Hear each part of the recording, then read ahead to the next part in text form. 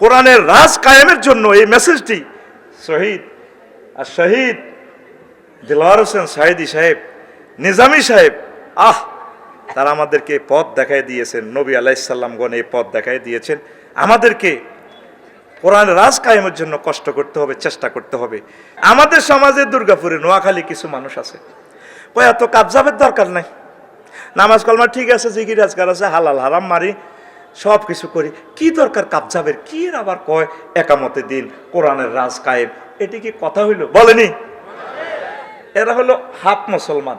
নবীজি মক্কার 13 বছরে দাওয়াতি কাজ করছে, তোমরা তাওহীদ মানো, জান্নাতে যাও।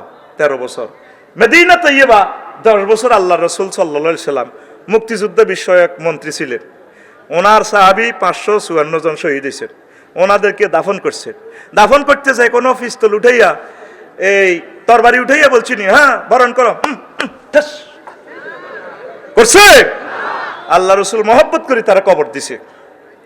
এরপরে অর্থমন্ত্রী ছিলেন, সমাজ কল্যাণ বিষয়ক মন্ত্রী ছিলেন, স্বরাষ্ট্রমন্ত্রী ছিলেন, কৃষি বিভাগের মন্ত্রী ছিলেন।